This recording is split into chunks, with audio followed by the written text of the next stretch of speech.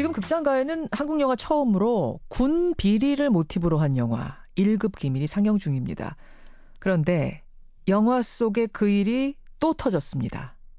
이번에는 대북 확성기 문제인데요. 감사원 조사 결과 박근혜 정부 시절에 174억 원을 투입했던 대북 확성기 사업에 그 업체 선정 과정에서 비리가 있었고 35억 원 정도의 국고 손실이 발생했다. 이게 밝혀진 겁니다.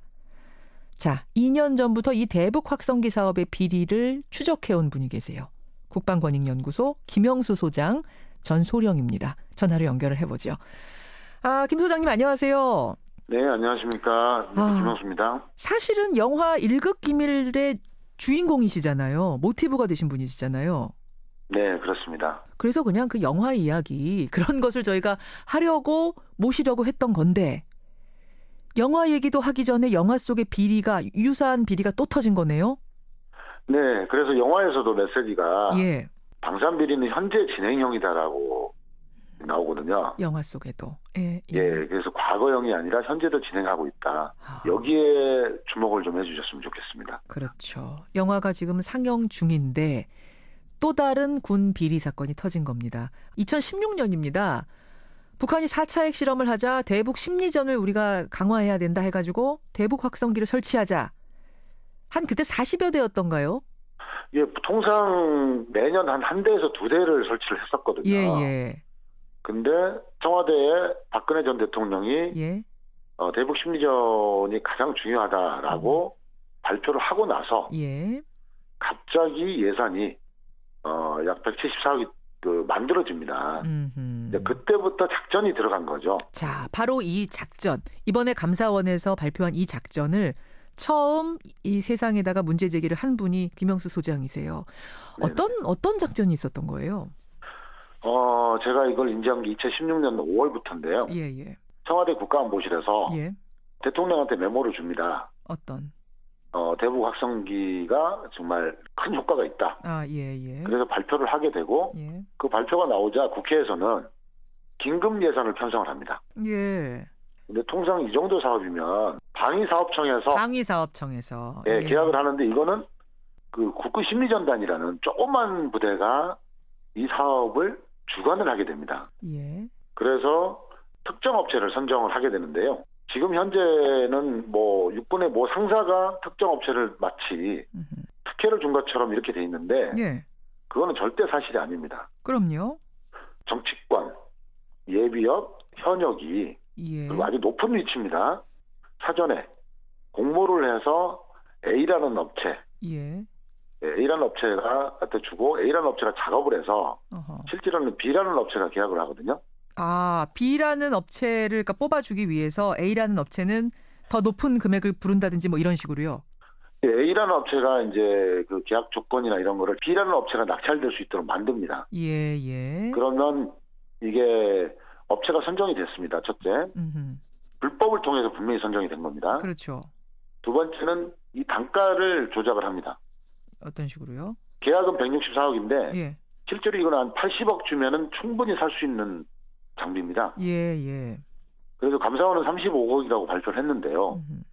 제가 분석한 바로는 80억 원 이상이 국고 손실이 생긴 겁니다. 35억 정도 챙긴 게 아니라 원가 따져보면은 80억 정도는 손해본 거다 이 말씀이세요. 최소한. 자, 저는 근데 지금 말씀해 주신 것들을 다시 쭉 복기를 해보면 그러니까 국가안보실에서 확성기 필요합니다라고 대통령한테 말하고 대통령이 국회가 빨리 결산하세요. 예산 도장 찍으세요. 이렇게 얘기하는 이 과정. 여기까지는 있을 수 있는 거잖아요. 네. 그렇죠? 이제 그 다음부터 문제가 되는 겁니까? 아니면 거기 자체도 이미 뭔가가 작전이 들어갔다는 얘기? 저는 그 전부터 이미 누군가가 기획을 했다고 봅니다. 이 사업을. 아예 그 대통령한테 쪽지 넣는 것부터 치밀하게 들어갔을 거다? 예, 제가 이런 경험을 통해서 보면 예. 통상적으로 이제 그 방산비리는요. 예. 이런 기획 과정을 통해서 새로운 어떤 사업이 만들어지거든요. 아니 근데 그러면 그 정도를 할 수 있는 사람이라면 어느 정도 고위급이어야 되는 거예요, 군에서? 상당히 높은 고위급의 예비역이라고 저는 파악하고 있습니다. 누군지도 짐작 가는 사람이 있으신 거예요? 이번에 정보를 통해서. 네. 누군지 좀 말씀해 주실 수 있습니까? 제가 파악한 바로는 전직 국회의원입니다. 전직 국회의원. 예, 그리고 이제 실무 작업을 했던 거는 예. 전직 국회의원의 보좌관으로 알고 있고요. 그 보좌관도 예비역입니다. 아하. 예, 군 관계자들하고 이렇게 거기에는 이제 선후배 관계가 엮여 있습니다. 아, 그리고요. 이번에 이 사업을 기획한 민간 업체도 예. 예비역들이 거기에 있습니다. 군. 그래서 우리가 통상 말하는 군피아라고 하는 게 있지 않습니까? 군피아. 예, 이 사건은 군피아의 방산비리의 전형이라고 보시면 됩니다. 그래요. 다 그렇게 군피아로 엮여져 있다. 작전에 들어간다 이 말씀이세요. 그래서 방산비리하면 보통 집행 단계에서 비리가 있을 것이다라고 보통 사람들은 생각을 하는데요. 그렇죠. 마지막 그 입찰 단계에서 있을 거다라고 생각하는데. 그렇지 않습니다. 최초의 사업을 만드는 것에부터 이 기획이 들어가는 겁니다. 그 빅픽처가 있는 거네요. 큰 그림이 있는 거네요. 그럼요. 큰 그림 있죠. 그럼 이번에 감사원에서 적발한 거는 그중에서 그 입찰 당시에 고기에 관련된 사람 조그만 그림 하나만 잡은 거예요? 예, 집행 단계에서 그냥 서류만 뒤진 거예요. 제가 파악한 거에 약 20% 정도 나왔다고 보시면 됩니다. 그러면은 지금 말씀하신 이 부분 지금 실명을 대진 못했습니다. 왜냐하면 뭐 수사를 하신 건 아니니까. 그럼 이 부분을 밝혀내기 위해선 검찰 수사가 들어가야 된다고 보시는 거예요?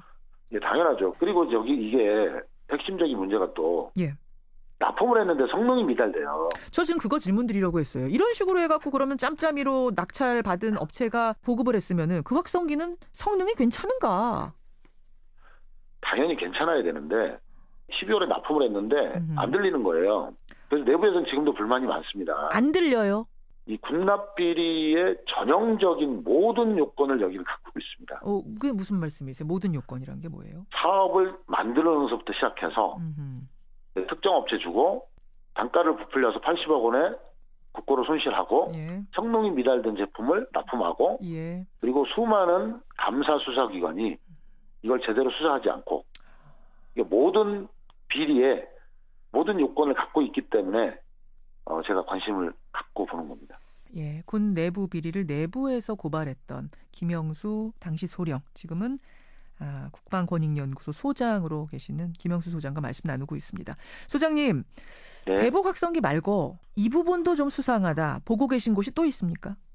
뭐 예를 들어서 우리나라에서 600억이면 만들 수 있는 장비를 우리나라에서 만들 능력이 없다. 그러니 해외에서 사와야 된다. 그걸 1,200억에 사와야 된다. 어떤 장비요? 뭐 특수 침투 장비입니다. 특수 침투 장비. 육군의 해군 장비입니다. 600억으로 우리나라에서 생산할 수 있는 것을 해외에 1,200억 주고 가지고 왔어요? 가지고 오려고. 작업, 이것도 기획이 다 들어간 거예요, 작전이. 작전이 들어간 거. 도대체 그럼 이건 얼마나 먹는 겁니까, 중간에? 보통 한 600억 먹습니다. 안 사업하면.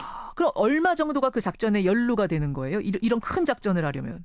그러면은 최초의 소요 부대부터 국방, 합참, 방사청까지 다 연결이 되고 현역 예비역이 다 연결이 돼야만이 이 그림을 그릴 수가 있어요. 또 있습니까? 또 지켜보고 계시는 거? 예, 몇 건이 있고요. 몇 건이. 예, 그리고 분야별로 작전 세력들이 다 따로 있습니다. 그래요. 피복, 뭐 정보통신, 건설공사, 무기체계, 이제 각각의 분야별로 이 독특한 작전의 방법이 있습니다. 다 분야별로 방법도 달라요? 사람도 다르고? 네, 사람도 다르고 방법도 다르고 절차도 다르고. 그리고 사전에 감시하는 시스템이 필요하거든요.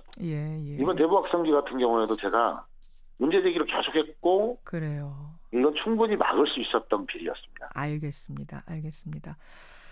영화 얘기를 잠깐 해야 될 텐데 영화 1급 기밀. 군납비리 말고도 찍어놓고 영화에 뭐 시간상 어떤 여러 가지 이유로 담지 못한 추악한 얘기들이 많다면서요.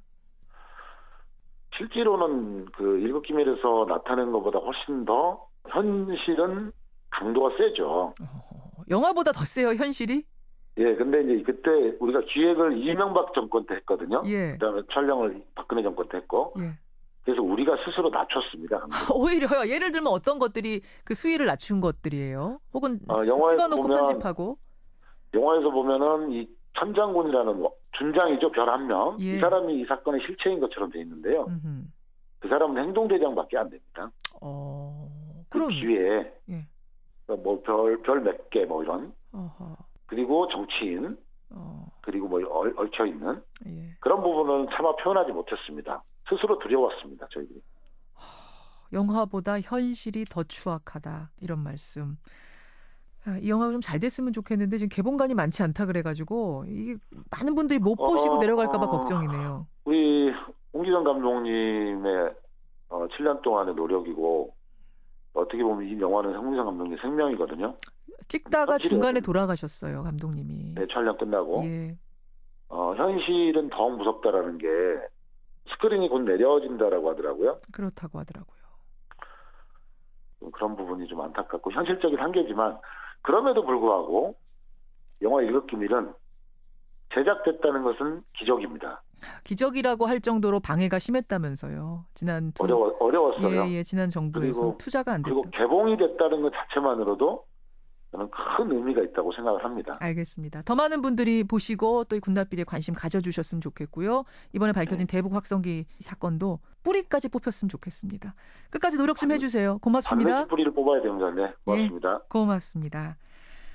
대북 확성기 문제를 2년 전부터 제기하셨던 분이죠. 영화 1급 기밀의 모티브가 되신 분이기도 합니다. 국방권익연구소 김영수 소장이었습니다.